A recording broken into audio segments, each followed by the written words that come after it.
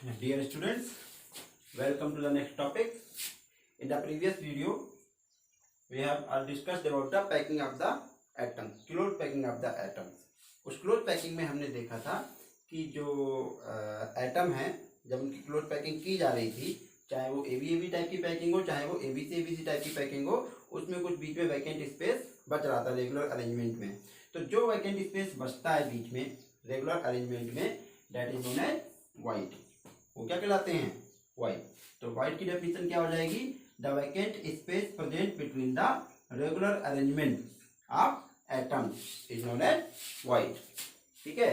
अब वाइड की कैटेगरी की बात की जाए तो वाइड बेसिकली तो दो तरह का होता है, टेट्राहेड्रल और ऑक्टाहेड्रल वाइड. लेकिन मैंने आपको यहाँ पे एक नाम और दे दिया है, ट्रायगोनल वाइड.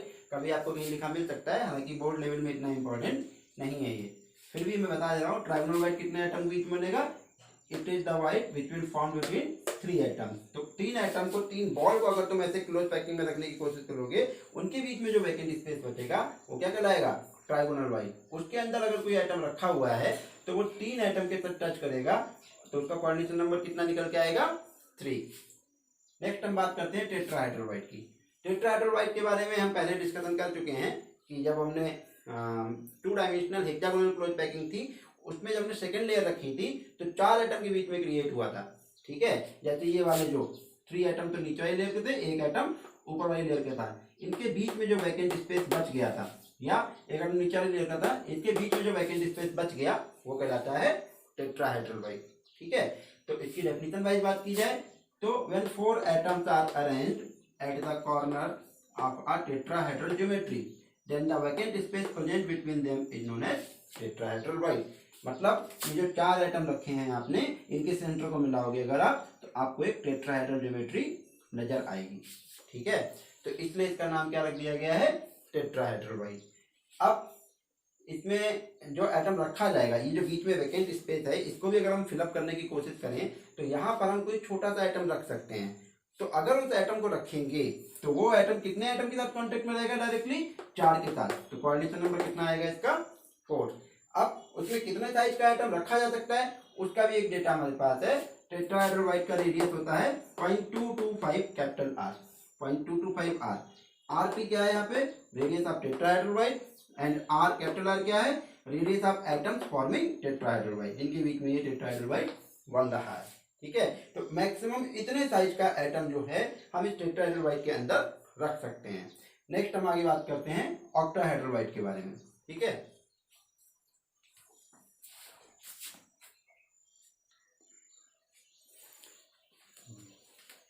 आगे बढ़ते हैं, बात करते हैं ऑक्टाहेड्रल वाइड की.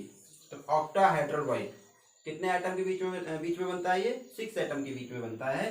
कैसे बनता है? When 6 atoms are arranged at the corners of an octahedral geometry, then the vacant space present between them is known as octahedral wide. इसके बारे में हम डिस्कशन कर चुके हैं. जब हमने क्लोज पैकिंग पढ़ाई थी आपको, उसमें हमने आपको बताया था कि जब हमने हेक्सागोनल क्लोज पैकिंग जो थी 2 डायमेंशन में, उसमें सेकेंड लेयर रखी थी, तो फर्स्ट लेयर और सेकेंड लेयर के वाइड जहाँ पे आपस में मिल रहे थे, दोनों के वाइड फिलअप नहीं हो पा रहे थे एक साथ, वहां पे जो वैकेंट स्पेस बच रहा था उसे हमने नाम दिया था ऑक्टाहेड्रल वाइड. देखिए यहाँ पे ऑक्टाहेड्रल वाइड 6 एटम के बीच में बनता है. 3 एटम तो देखिए नीचे वाली लेयर के हैं और 3 एटम ये ऊपर वाली लेयर के हैं. तो इनके बीच का जो वैकेंट स्पेस बचेगा वो क्या कहलाएगा? Octahedral wide. ठीक है. इसको तुम इस तरह से देख सकते हो, एक ऑक्टाहेड्रल ज्योमेट्री होती है, उसके बीच का जो वैकेंट स्पेस है. ठीक है. क्योंकि ये 6 एटम के बीच में मिलने से बन रहा है, तो इसीलिए इसका कोऑर्डिनेशन नंबर कितना आएगा? 6. यहाँ जो एटम रखा होगा इसका कोऑर्डिनेशन नंबर कितना रहेगा? 6. और इसमें मैक्सिमम कितने साइज का एटम रखा जा सकता है ये भी आपको जान लेना जरूरी है. तो टेट्राहेड्रल वाइड में मैंने आपको बताया था कि मैक्सिमम जो 0.225 आर का एटम रखा जा सकता है. इसमें जो एटम रखा जा सकता है वो आर ऑक्टाहेड्रल, वो है 0.414 कैपिटल आर. मतलब इसमें हम मैक्सिमम इतने साइज का एटम रख सकते हैं. यहाँ आर ओ क्या है? R O is the radius of octahedral void and capital R is the radius of atom forming octahedral void. इसके बीच में ऑक्टाहेड्रल वाइड बन रहा है. ठीक है. तो मुझे लगता है वाइड के बारे में आपको थोड़ी सी जानकारी सही से क्लियर हो गई होगी. ऑक्टाहेड्रोबाइट क्या होता है, टेट्राहेड्रोबाइट क्या होता है, कितने एटम के मिलने से बनता है, कितने साइज का एटम उसके बीच में रखा जा सकता है। एक जानकारी मैं आपको और दे रहा हूँ, आपने एफसीसी अरेंजमेंट देखा है, तो एफसीसी अरेंजमेंट में क्या होता है, एटम्स जो हैं कॉर्नर्स पे होते हैं और हर एक फेज के सेंटर पे होते हैं। तो अगर मैं केवल फेज के सेंटर वाले एटम आपसे देखने को कहूँ, सपोज ये फेज के सेंटर वाले जो एटम है इनको अगर मैं देखने को कहूँ, तो आप देखिए कितने एटम होगा, ये 6 एटम। तो इन 6 एटम के बीच के जो वैकेंट स्पेस है वो क्या कहलाएगा, ऑक्टाहेड्रोबाइट, क्योंकि वो जो है 6 एटम के बीच में मिलने से बन रहा है। आप देखिए खूब बड़े बड़े एटम है, एक एटम ऊपर है, एक नीचे और 4 ये लेटरल फेस पे हैं। तो खूब बड़े बड़े एटम जब आपस में क्लोज पैकिंग में रहेंगे तो उनके बीच में जो वैकेंट स्पेस बच जाएगा वो कहलाएगा ऑक्टाहेड्रोबाइट। तो यानी ऑक्टाहेड्रोबाइट की लोकेशन क्या रहेगी, eight the centre of the cube, cube के सेंटर में रहेगा। इनकी लोकेशन की भी अभी हम बात करेंगे, पहले आप इसको वाइट को समझ लीजिए। अब मैं आपको थोड़ा सा बॉल की हेल्प से ये वाइट समझाने की कोशिश करता हूँ, शायद आपको थोड़ा सा और अच्छे से क्लियर हो जाएगा। मैंने अभी थोड़ी देर पहले बताया था आपको कि टेट्राहेड्रोबाइट कितने एटम के बीच में बनता है, 4 एटम के बीच में।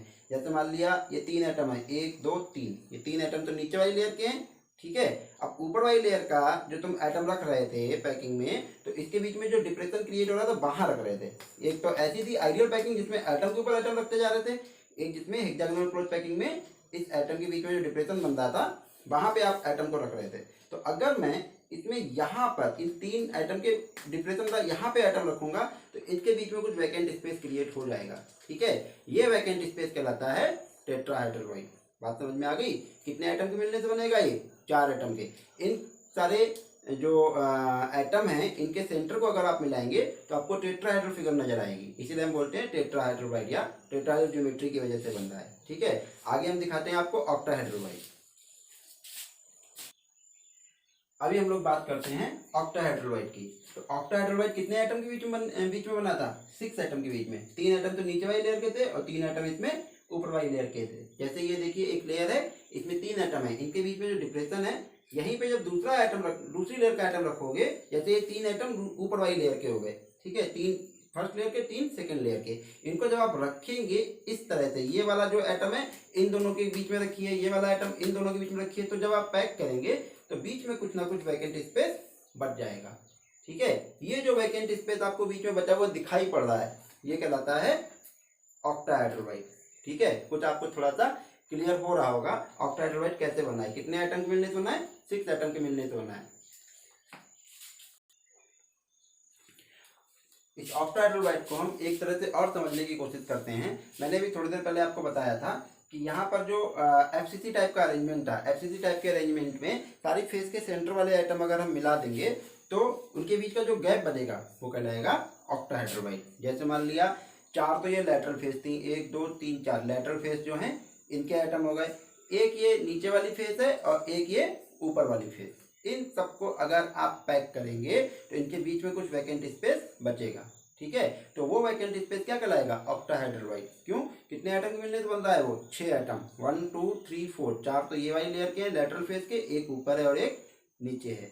तो इस तरह से आपको इस बात का आइडिया लग जाना चाहिए कि ऑक्टाहेड्रोबाइट क्यूब के सेंटर में बनता है, एक क्यूब के सेंटर में बनता है, ठीक है। बाकी आगे हम पोजीशन बताएंगे कहाँ कहाँ बनता है, लेकिन अभी आपको ये क्लियर होना चाहिए ऑक्टाहेड्रोबाइट एक तो क्यूब के सेंटर में बन गया।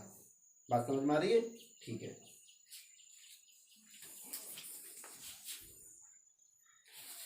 अभी हम बात करते हैं position of void, position of octahedral and tetrahedral void. तो ऑक्टाहेड्रोबाइट कहाँ पर बनता है, मैंने साफ साफ लिखा हुआ है, ये आपको अच्छे से समझ लेना है और याद कर लेना है। ऑक्टाहेड्रोबाइट कहाँ बनेगा, octahedral void is found at the centre of the cube and the centre of each edge. Cube के सेंटर मैंने आपको बनते हुए दिखाया हुआ है कि ये एक क्यूब है जिसकी फेस के सेंटर वाले एटम को अगर आप एनालाइज करेंगे तो उनके बीच में जो गैप क्रिएट होगा वो गैप कहलाएगा ऑक्टाहेड्रोबाइट। इसके अलावा ये वाइट हर एक एज के सेंटर में भी बनता है। इस वाइट की लोकेशन समझाने के लिए मैं आपको अभी एनसीईआरटी दिखाता हूँ। एनसीईआरटी में ये अच्छे से फिगर बना हुआ है इसकी वाइट की लोकेशन वाला। देखिए यहाँ पर देखिए आप, ये इसमें ये जो ऑक्टाहेड्रोबाइट है ये वाली लोकेशन देखिए, इसमें एफसीसी अरेंजमेंट है। एफसीसी अरेंजमेंट में क्या हो रहा है, एटम जो है कॉर्नर पे है और प्लस हर एक फेज के सेंटर में है। ठीक है, तो एक तो ये ट्यूब के सेंटर में बन रहा है वाइट, इसके अलावा एक वाइट जो है वो एच के सेंटर में बन रहा है। ठीक है, एच के सेंटर वाला। इसके अलावा यहाँ पे देखिए ये टेट्राहेड्रल वाइट जो है ये बॉडी के 1/8 पोर्शन में बनता है, मतलब एक body diagonal 2 tetrahedral white cover करता है। आप देखिए टेट्राहेड्रल वाइट की भी लोकेशन यहाँ पे दिखाई गई है। अगर आप टेट्राहेड्रल वाइट में देखने की कोशिश करेंगे तो 1/8 पोर्शन में बन रहा है, जिसमें अगर आप बाहर निकाल के देखेंगे तो 4 एटम है रेगुलर टेट्राहेड्रल ज्योमेट्री में, इनको जो है जोड़ेंगे तो हमें टेट्राहेड्रल वाइट नजर आएगा। इन शॉर्ट हम कह सकते हैं टेट्राहेड्रल वाइट बॉडी के डायगोनल में बन रहा है। एक बॉडी डायगोनल में 2 टेट्राहेड्रल वाइट होंगे, जबकि ऑक्टाहेड्रल वाइट बॉडी के सेंटर में बन रहा है। और कहाँ बन रहा है? एच के सेंटर में। तो अगर हम यहाँ पे कहें कि जो ऑक्टाहेड्रल वाइट है वो कितना बनेगा, नंबर ऑफ ऑक्टाहेड्रल वाइट, तो नंबर कितना रहेगा 1/2 इंटू जो एच के सेंटर में वो कितना है 1/4 है, और कितनी एज है 12, और प्लस एक कहाँ बनेगा ट्यूब के बीच में, तो कितना हुआ 4। और ऑक्टाहेड्रल टेट्राहेड्रल वाइट कहाँ बन रहा है? बॉडी के डायगोनल में। बॉडी के डायगोनल में मतलब एक ट्यूब के अंदर कितनी बॉडी डायगोनल होंगे? 4 बॉडी डायगोनल होंगे। तो एक में 2 बना तो 4 में कितने हो जाएंगे? 8।